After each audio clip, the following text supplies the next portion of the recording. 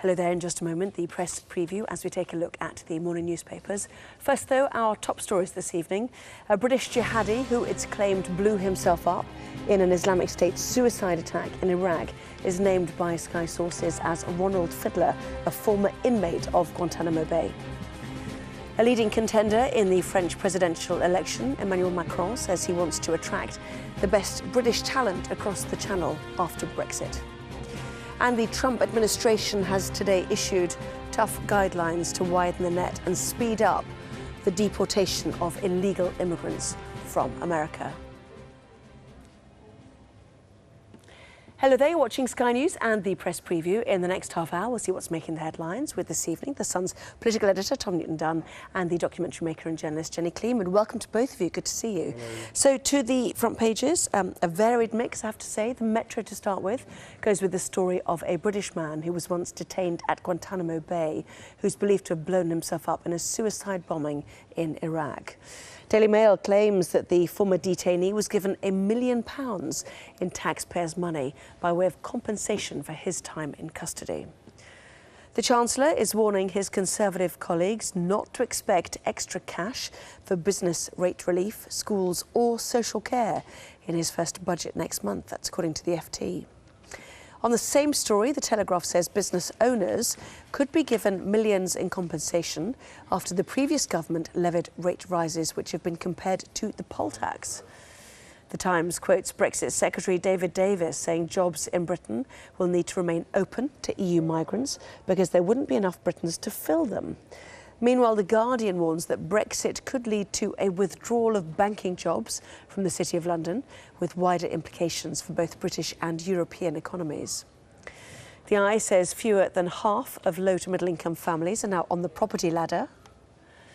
The Mirror previews Storm Doris, which is set to disrupt the relatively tranquil weather of recent days.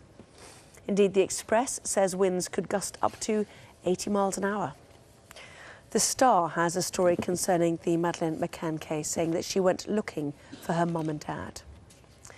And The Sun goes with that story we've been telling you about for much of the day. Sutton United's reserve goalkeeper forced to resign for eating a pie on the touchline, knowing that bookmakers even had laid odds that he would do so. Hung out to pie. So there you have it. So Tom Newton-Dunn, Jenny Kleeman are here. Let's go straight to the Mail, shall we? IS suicide bomber that you paid £1 million to for his compensation for being in Guantanamo Bay. There have been more and more details emerging today about this man. He blew himself up and killed a number of people. We don't know actually how many people, but he killed and injured a large number of soldiers just outside Mosul 2 days ago. Today, he was revealed to be British, and then it was found out that he was one of many people who were detained in Guantanamo Bay and got £1 million in compensation from the government for it. From the British government? From the British government, yes. The Mail, strangely, have chosen to block out the rest of this picture with the headline, but actually in other papers you can see it. In fact, there's in the inside pages of The Sun, it's quite nicely just very quickly, there it is in the Telegraph. Yeah, there he is. This is a picture released by ISIS of him supposedly just about to blow himself up. Those are the wires, the detonators, everything's there. And and there he is, looking absolutely delighted. He's about to go to paradise. It's the incongruous look on that, incredibly warm, friendly smile on the sort of bloke you might meet down the pub and want to have a chat with, who is about to go and commit untold, appalling mayhem. And there you see the wires and the explosives. And actually, if you go to page 7, I think, of my paper, The Sun, you'll see that is the car there, and the top right corner, on its way to go, him at the wheel, to go and blow himself up at an Iraqi army base, allegedly killing many. So ISIS saying... Which is the asymmetric tactics we're seeing in this battle for Mosul by Islamic State. This guy was clearly delighted at what he was about to go and do. But the story, it will kick off several debates. One is, of course, were we really right as a country to give him and 16 or so others £1 million each for allegedly ill treatment in Guantanamo Bay? Now, no one was ever found to have done anything wrong against these people as far as the British government or British security services, MI6, were concerned.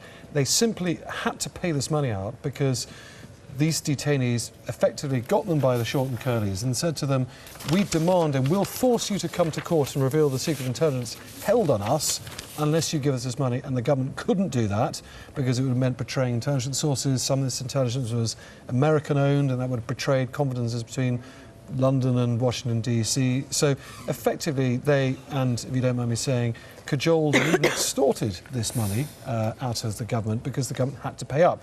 It was an immense scandal at the time, and the law has subsequently been changed. And lo, he is not the only one, it has to be said, who has gone on to do some very, very dangerous bad things. Others, amongst those 16, have also crossed the line into extremist behaviour and indeed terrorist behaviour. So 2 questions really for the British government. One, were they right to lobby for the release of individuals like this? Secondly, about the money that you've just mentioned. But questions too about Guantanamo itself. Yes. The right and wrongs of that. Does it turn good people bad, or were the Americans right in spotting the bad people? This is the whole thing with Mr. Fiddler here, which is his birth name, Ronald Fiddler. He has many names. He has many names, but we don't know when he was radicalised. Clearly, he was doing some dodgy stuff in the Middle East. He was arrested just after 9/11 in a Taliban prison where he was being detained on suspicion of being a British spy. Apparently, he had been backpacking around Pakistan and in Afghanistan and had been taken prisoner. Then he went to Guantanamo, where apparently he gave good information to the US authorities about how the Taliban is run. The fact is, I mean, it's not just about the compensation, it's about the fact the British government lobbied for their release, and also David Blunkett at the time said that the people who were released posed no threat to British citizens. This is and the Daily clearly Mail not the case. campaigned for some of these guys' release. Yes. So I mean, it's a tough one. The Mail do admit in their copy here, but it's a tough one for everybody. The question it really begs for me is, what on earth do you do with people you know are dangerous, like Ronnie Fiddler, yet you still don't... Did you know he was dangerous? Yes, you do, because his history... A, he was in Afghanistan at the wrong time. B, he was in Sudan, previous to Afghanistan, another Al-Qaeda base. There is too many coincidences going on here. But he was found by the Americans in a Taliban jail in Afghanistan. Having allegedly, according to him, a story which is highly debatable, hitchhiked his way from Pakistan to Turkey, somehow crossing into Afghanistan. His stories simply didn't add up. They were very, very fishy indeed. But this is the point of Guantanamo. It is case not proven, a case which is almost impossible to prove. Which is precisely my point. So you have a deep suspicion and a lot of intent to suggest people like Ronnie Fiddler are bad, and bad people who want to kill innocent people like us. But you cannot have enough evidence to convict them. So what do? Do you lock them up in Guantanamo Bay? Do you release them, put them under very hefty control orders, which, remember those? They got scrapped by the Lib Dems and civil libertarian campaigners. The controls and the overwatch on people like him were then lessened. And lo and behold, he goes to Syria to kill more people. Control orders followed their incarceration in Belmarsh prison, I think. I think all of this is a lot more complicated. But then control orders were scrapped because they were too hardcore. Sorry, now he's playing.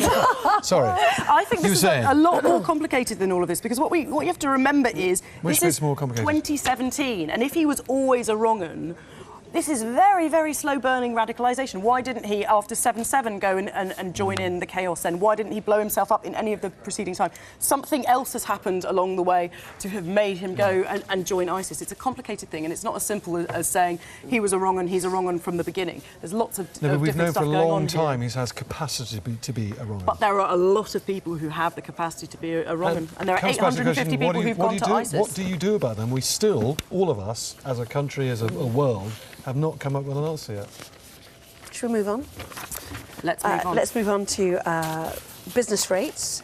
2 different stories, I guess. Let's start with the Telegraph. We've got a budget coming up, of course, haven't we? We do, in about 2 weeks' time tomorrow.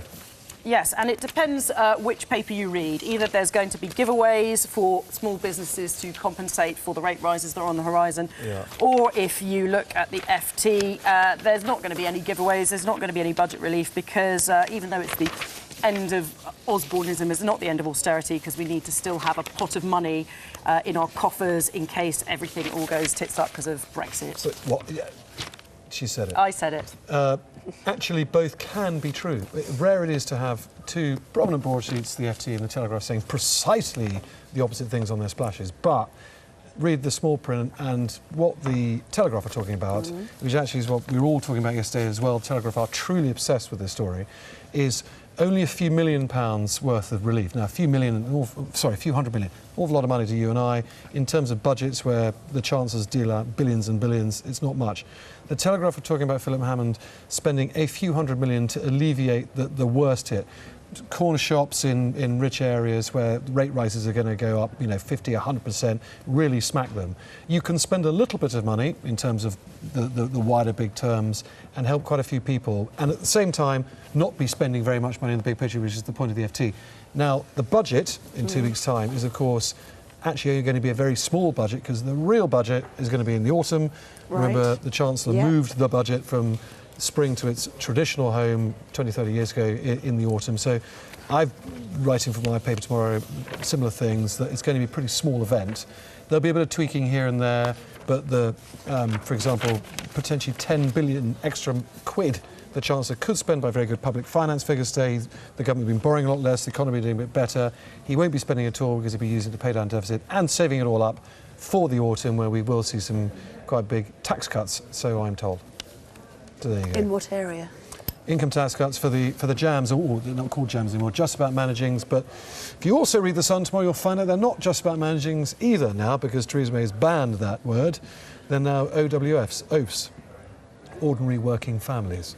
Oh, that sounds It's very kind of Gordon the Brown, same doesn't it? God, thing, it's just but- so pathetic that we have to have these stupid names and acronyms. But can't we just treat people like intelligent beings? That's her point. She hates boxing them into these sort of She invented terrible this things. jams thing and was Well, very, she very didn't. smug She about said it. the phrase just about managings. The Treasury civil servants turned it to jams because they had to have a silly acronym. And now they're called oafs. Brilliant. Exactly, yeah. Very Well done. quickly, She can't win. the FT has the French presidential candidate Emmanuel Macron on its front. The Sun is doing this story as well inside. Macron, tell us more. Macron is in London. He is saying he wants to attract bankers, researchers, academics, others to relocate to France, leave the UK after the UK leaves the EU. No concessions for Britain if he's elected when we leave the European Union. He is an interesting character, although apparently, according to this, now polling third behind Marine Le Pen and François Fillon, but he's a centrist, and we were talking about this before. For once in politics, you've got someone who isn't a massive extreme of one side or another, who is being interesting and gaining some traction. I'm awfully sorry to correct you. He's, as reported in The Sun tomorrow, still second behind. The FT says he's third. I mean, you've got to rely on The Sun for French presidential Either way, we polling haven't got time to accuracy. talk about him any longer, if you don't mind. Yeah, We will he's a talk in the fascinating next part. character. OK, we'll do that another time, shall we? In the next part, we will talk about the man who clearly got dressed in the dark. Today, we will talk about, as you can see, our Foreign Secretary. Back with that in just a moment. Well, welcome back to the press preview, taking a look through the newspapers, joined this evening by Tom Newton Dunn and Jenny Kleeman. So when is a pasty a pie, hung out to pie? The Sun has gone big on this story of the We have, Sutton and reserve inside you'll find out this poor reserve goalkeeper I'm for going Sutton there. United got his pie 45 form Oh. today. So this is all about the legendary Wayne Shaw, the reserve goalkeeper for Sutton United, the brilliant minnows who took on my team Arsenal and unfortunately lost in the FA Cup sixth round on Monday night.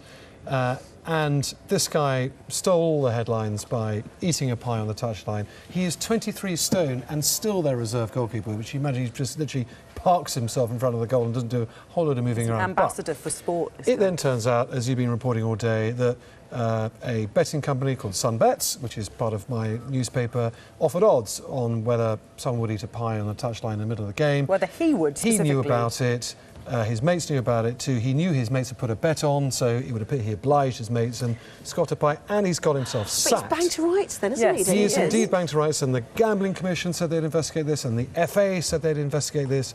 We, along with James Corden, Gary Lineker and Piers Morgan, it's not often you can unite a number Gary of sports Lineker and correspondents, to be Piers fair. Morgan, and pretty much everyone else with a little bit of humanity are saying in the papers tomorrow, for heaven's sake, he was having a bit of a joke. Fine, do him if you want for some sort of insider trading, but really, can we not just have a little bit of a joke and a little bit of humour on sporting touchlines and not sour, which was a beautiful You can have FA humour. Cup You can have humour, but, Hero you story. can't really have people betting on things. I mean, you have to be really, really thick to think he this is a wasn't joke that you're not going to betting get in on trouble for. anything. But he knew his friends had bet on it. So give him a mild telling off. I'm very sorry. Clearly, But he's he not, gets sacked. the image of corruption here, but he is very, very thick, this man.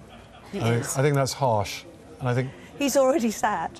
Yes. He was crying, wasn't he? so I'm very sorry. I didn't mean to offend I anybody, feel but bad for him. I feel bad for him, but, This is you the know, problem. surely he would have known he would get into trouble. Here is the problem right here. What, me? Humorless, modern Britain. What's wrong with the I'm guy? not saying I'm humorless. I think it's funny, but I think, you know, he's going to expect, you know, if people are placing bets and they're winning because of what he's doing. Oh, come on, Tom. So you Yeah. can apologise profusely and say, I'm very, very sorry, but to sack that... It was such a wonderful story. Sutton United taking on the mighty giants of Arsenal. Beautiful fairy tale FA Cup story. And he blew it it gets for them. soured by the fact their po-faced manager has to stand up today and say, yes, it's absolutely disgraceful and he's sullied the club and yada, yada, yada. I mean, really... Yeah, but you know in sport, people bet on absolutely anything. You know, whether it's a no ball in cricket, that's, you know, an obvious one. But people bet on less, and, But this is isn't- people's money you're talking about. This isn't Bruce Grobbelaar throwing some match for £50,000. He's eating a pie. Actually, he's eating a TV. pasty. So technically, as we point out, they yes, you do. the bet Okay. should have been Yeah. null and void.